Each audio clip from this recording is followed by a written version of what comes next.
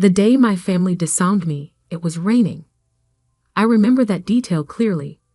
The way the water streamed down the windows of Harrison Industries' executive conference room, while inside, my father's face turned an alarming shade of red.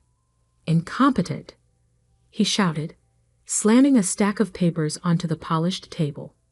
"Do you have any idea what your mistake could have cost us?" I stood there, 22 years old and fresh out of business school, trying not to cry. "Dad, I can fix it. The contract isn't final yet." "Fix it?"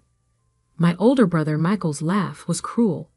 "You nearly sold our shipping division for half its value. There is no fixing that kind of stupidity." The mistake they were talking about was a draft contract I'd prepared for the sale of Harrison Maritime, one of our smaller divisions. I'd accidentally used outdated valuation figures, ones that didn't include our recent fleet expansion. The error was caught before any real damage was done, but to hear my family tell it, I'd nearly destroyed a century of Harrison family business. "I trusted you with this," my father continued, his voice dropping to something even worse than yelling: disappointment. "I gave you a chance to prove yourself, and this is how you repay that trust." I tried to explain that I'd been working 80-hour weeks, that I'd been trying to handle both the maritime deal and the new tech acquisition they dumped on my desk.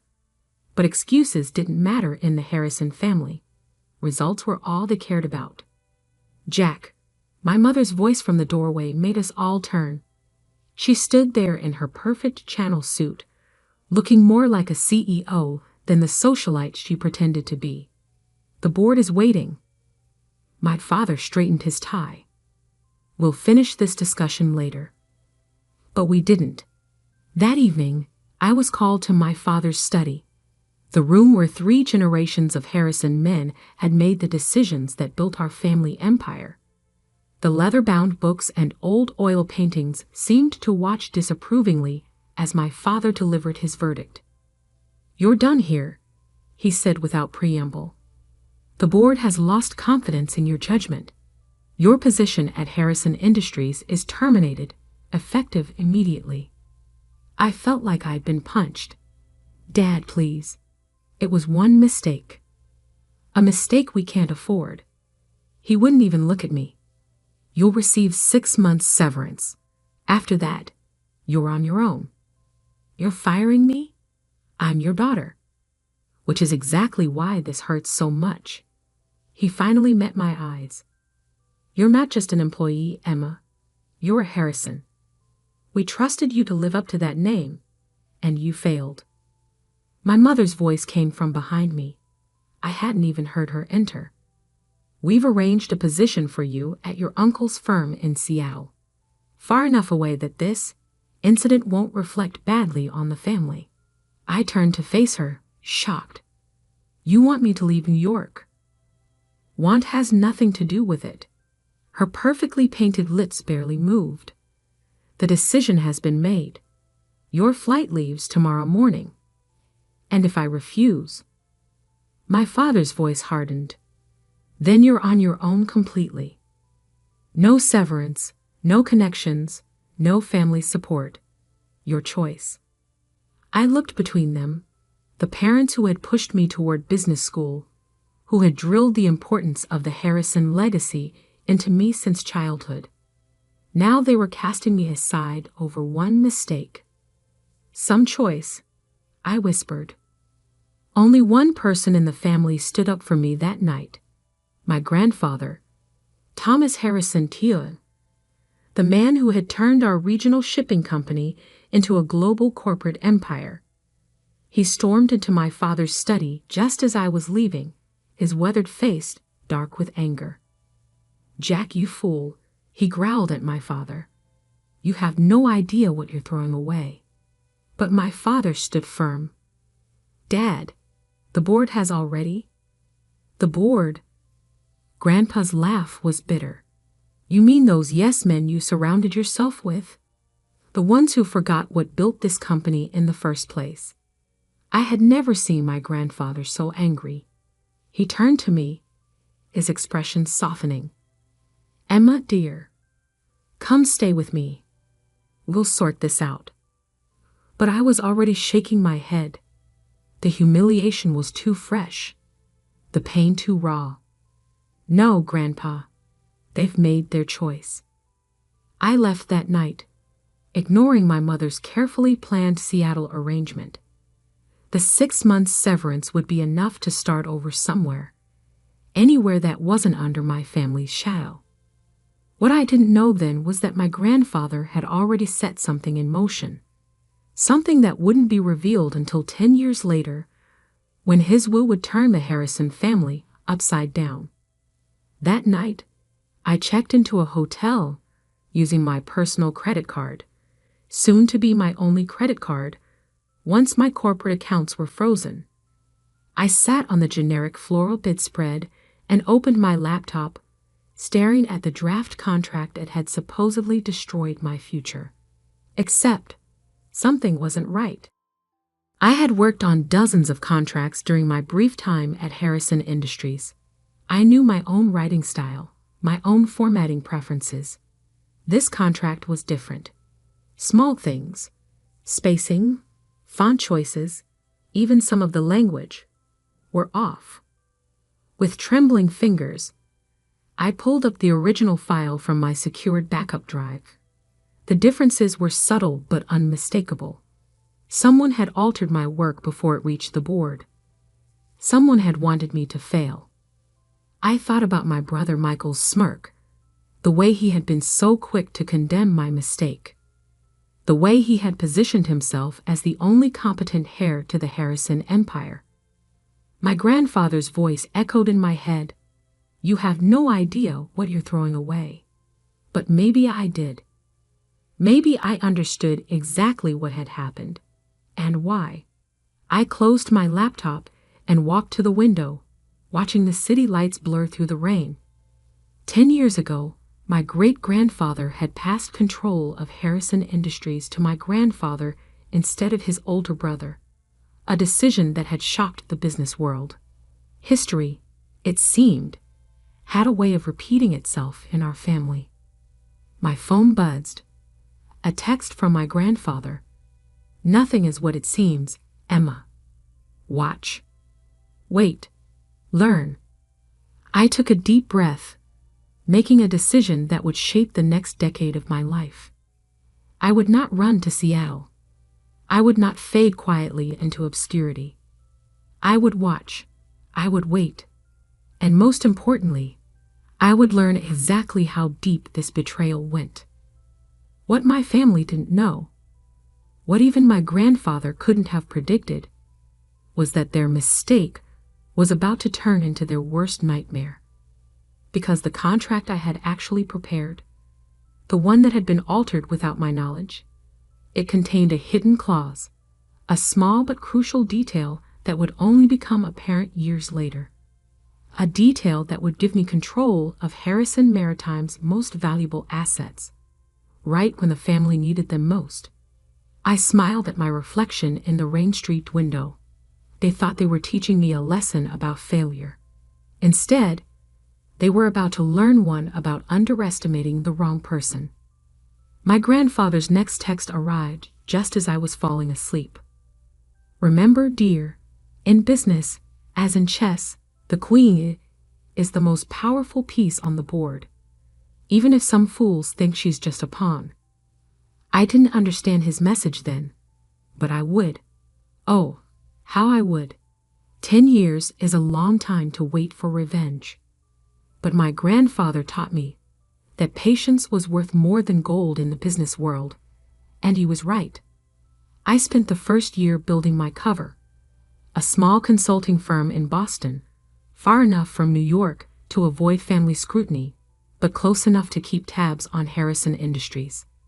My grandfather's cryptic messages continued, each one teaching me something new about our family empire.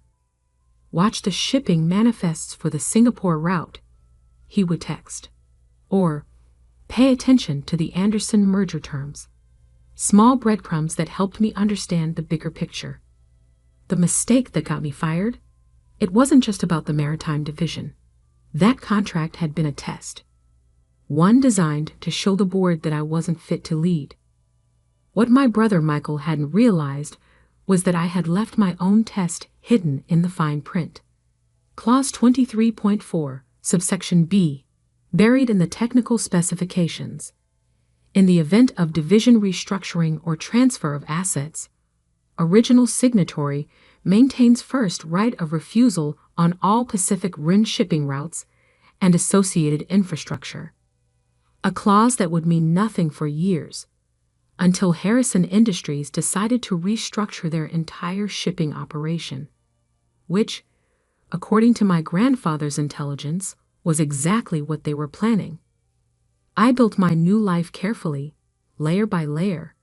My consulting firm, Phoenix Maritime Solutions, specialized in shipping logistics and port management. We were small but efficient, earning a reputation for solving complex problems that bigger firms couldn't handle. My brother Michael, meanwhile, was living the life of the chosen heir. I watched from afar as he appeared in business magazines, accepting awards and making grand promises about Harrison Industries' future. Our parents beamed in every photo, the perfect corporate family. Only my grandfather seemed to see through the facade. "Your brother's latest acquisition is built on sand," he told me during one of our secret meetings, always in small cafes far from Manhattan. "He's leveraging the company's future on short-term gains." I nodded, stirring my coffee. "The Asian expansion?" "Smoke and mirrors." Grandpa's eyes twinkled. "He's using the Maritime Division's assets as collateral, thinking they're worth more than they are. Because he never understood the real value was in the routes, not the ships," I finished. "Exactly." He reached into his briefcase. "Now, about those route licenses coming up for renewal." We spent the next hour reviewing documents that would have made my father's blood pressure spike. My grandfather wasn't just keeping me informed. He was teaching me how to take back what was rightfully mine. The years passed. I grew Phoenix Maritime Solutions into a respected name in the industry, though I stayed carefully out of the spotlight. My employees were handpicked, loyal, and well compensated for their discretion. None of them knew about my connection to Harrison Industries. I dated occasionally, but never seriously. The last man I trusted with my real identity had run straight to my brother with the information. After that, I kept my personal life as carefully controlled as my business one. My parents sent obligatory Christmas cards to my Boston address, cards I never responded to. Each year, they included a note about how well Michael was doing, how the company was thriving under his leadership. I filed each card away in a folder labeled Motivation. Then, 3 years ago, everything started changing. The cracks in Michael's perfect facade began to show. First came the whispers about missed payments to major suppliers. Then rumors of delayed shipments and angry clients. Harrison Industries' stock price, while still strong, showed troubling fluctuations. "Your brother mortgaged the company's future," my grandfather explained during what would turn out to be our last meeting. "Now those bills are coming due." He looked tired that day, more so than usual. I should have recognized it as a warning sign. "The board is starting to ask questions," he continued. "About the Maritime Division especially. The restructuring plan. Will trigger my clause," I finished, "if they try to sell off or reorganize the shipping routes. You'll have first right of refusal." He smiled proudly. "The clause they never noticed, hidden in the contract they used to destroy you." 2 months later, my grandfather had a stroke. The doctors said it was quick, painless. The official announcement praised him as a titan of industry, the man who built Harrison Industries into a global power. I attended the funeral, of course. Standing in the back of the church, watching my family play their roles of grieving heirs. Michael gave a touching eulogy about learning business at our grandfather's knee. I nearly laughed out loud at that. The only thing Michael had learned from Grandpa was how to take credit for other people's work. My parents saw me, but didn't approach. Maybe they were ashamed. More likely, they were worried I would cause a scene. I left before the reception, driving straight to my lawyer's office. "Your grandfather's will reading is scheduled for next week," she informed me. He was very specific about the timing. I nodded, unsurprised. Everything about my grandfather was specific and carefully planned. "All major shareholders and family members are required to attend in person," she continued. "No proxies allowed." Again, typical Grandpa. He would want everyone there to witness whatever he had planned. The next week passed in a blur of preparation. I reviewed every document, every contract, every piece of information my grandfather had shared over the past decade. Phoenix Maritime Solutions was positioned perfectly, cash reserves high, credit lines secure, relationships with key players solidified. The morning of the will reading, I dressed carefully in a charcoal gray suit that cost more than my entire wardrobe from my Harrison Industries days. My hair was elegantly styled, my makeup perfect. No one looking at me would see the scared 22-year-old who had fled in the rain 10 years ago. As I drove to the lawyer's office, my phone buzzed with an alert. Harrison Industries stock had dropped another 2 points in early trading. Rumors were swirling about their ability to meet next quarter's obligations. The timing, like everything else about this situation, was perfect. I parked my car and checked my reflection one last time. In my purse was a copy of the original maritime contract, the one with my hidden clause. In my briefcase were documents proving every mistake, every misstep, every bad decision my brother had made while playing corporate emperor. And in my head was 10 years' worth of knowledge about Harrison Industries operations, knowledge that was about to become very, very valuable. I stepped into the elevator, watching the floor numbers climb. My grandfather's last text message played in my mind. The game is won before the first piece moves. The doors opened onto a floor full of familiar faces frozen in shock. My father dropped his coffee cup. My mother's perfect mask cracked. And my brother Michael, the golden child, the chosen heir, turned white as a sheet. "Hello, family," I said calmly. "Shall we begin?" The conference room at Caldwell and Associates law firm crackled with tension. My family had arranged themselves exactly as I expected. Michael at the head of the table, our parents flanking him like royal advisors. The board members filled the remaining seats, all carefully avoiding my gaze. Mr. Caldwell, my grandfather's personal attorney for over 40 years, cleared his throat. "Before we begin, I should note that Thomas was very specific about the order in which his will should be read. He left detailed instructions." Yes, Michael interrupted. "Can we get on with it? Some of us have a company to run." I bit back a smile. In a few minutes, that statement would be hilariously ironic. Mr. Caldwell opened an envelope, his expression carefully neutral. "Very well. This is the last will and testament of Thomas Harrison AI. The first few items were standard: personal belongings to various family members, charitable donations, arrangements for his staff. My mother dabbed at her eyes with a monogrammed handkerchief when he left her his antique jewelry collection. My father nodded approvingly at the size of the charitable endowments. Then came the part everyone was waiting for. Regarding Harrison Industries, Mr. Caldwell paused, adjusting his glasses. "The situation is Complex. Michael leaned forward. Complex how? The succession plan was clear. As CEO. As interim CEO. Mr. Caldwell corrected. Your position, like many things, was temporary pending the reading of this will. The room went silent. I watched the color drain from my brother's face as Mr. Caldwell continued reading.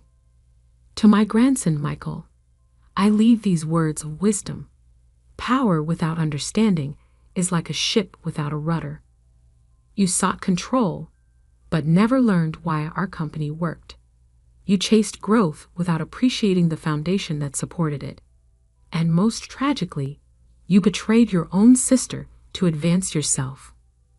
Michael shot to his feet. This is ridiculous. I didn't. Sit down, Mr. Caldwell said firmly. There's more. He pulled out another document, one I recognized, my original maritime contract.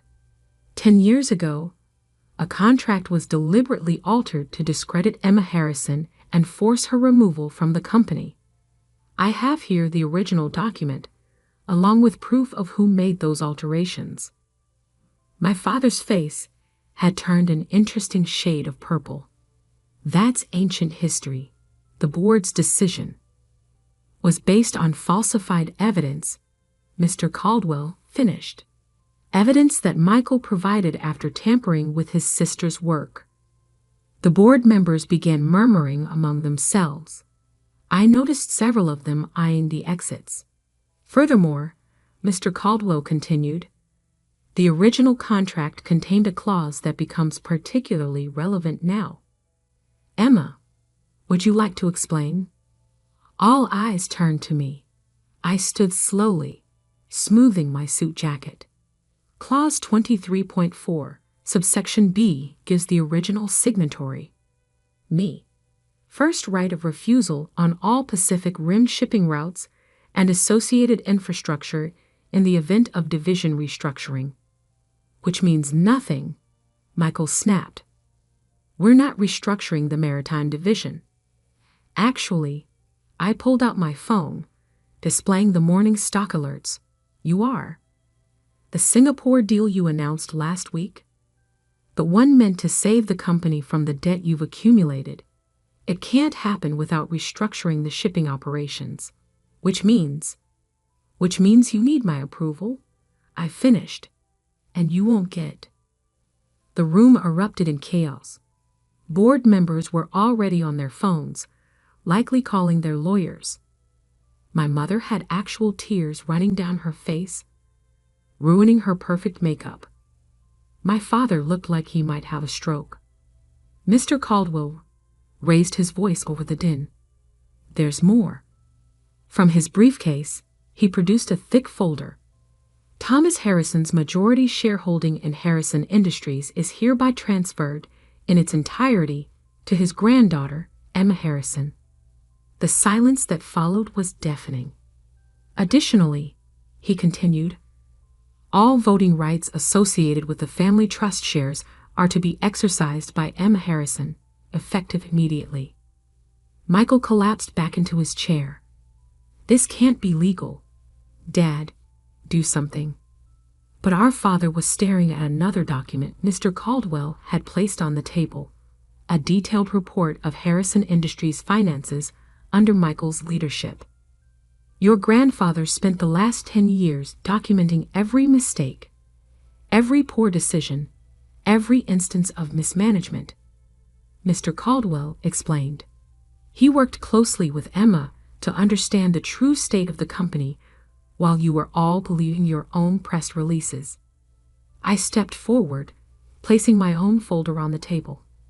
Phoenix Maritime Solutions, my company, has spent years building relationships with the clients you've been neglecting. We've secured contracts you didn't even know were available. And now you own us, my father whispered. No, I corrected. I own what's mine. What should have been mine 10 years ago, before you chose to believe lies over truth? Mr. Caldwell cleared his throat. There's one final item. A letter Thomas wanted read aloud. He opened a sealed envelope and began reading. To my family. Power doesn't come from titles or boardroom theatrics. It comes from understanding.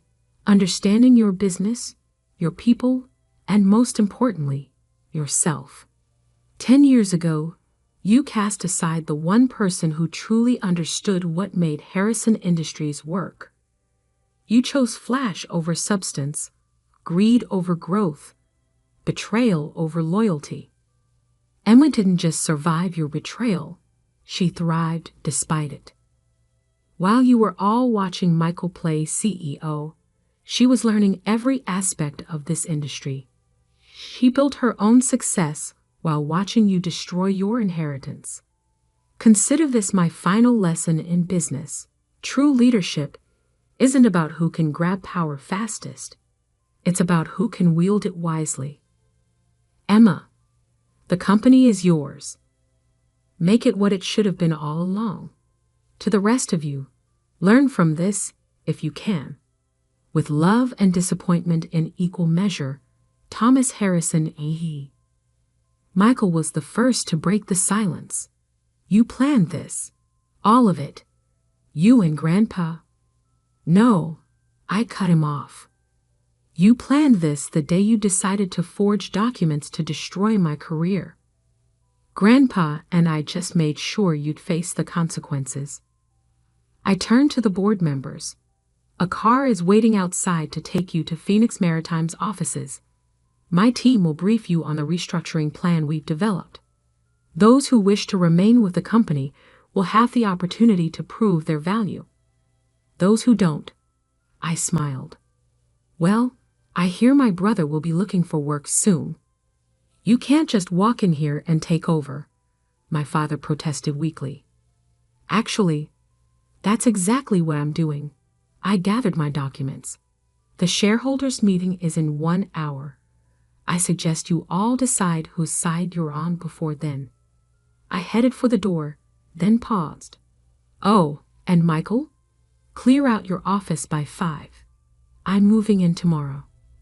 The next few weeks were exactly what you'd expect when a decade of mismanagement comes to light.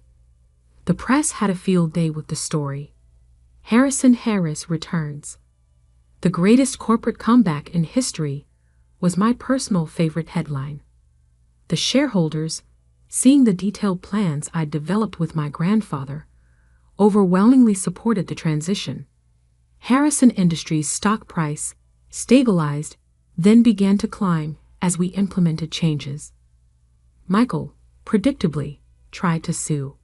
His case fell apart when our father, finally facing the truth about his chosen heir, testified about the document forgery from 10 years ago. My mother attempted reconciliation in her own way.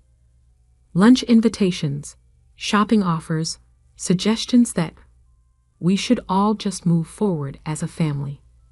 I declined every invitation. Some bridges, once burned, should stay ashes. 1 month after taking control, I stood in my grandfather's old office, my office now, looking out over the city. On my desk sat the contract that had started everything, framed as a reminder that sometimes losing is just winning in disguise. My phone buzzed, a text from an unknown number. I opened it to find a photo of my grandfather, taken the day he caught Michael altering my work. He'd kept it all these years, waiting for the right moment. Below the photo was a message, scheduled to be sent after his death. The Queen has taken her throne. Checkmate, my dear. Checkmate. I smiled, touching the frame of that old contract. The family that cast me out had thought they were ending my story. Instead, they had only written its beginning. And now, finally, they understood exactly what they had thrown away.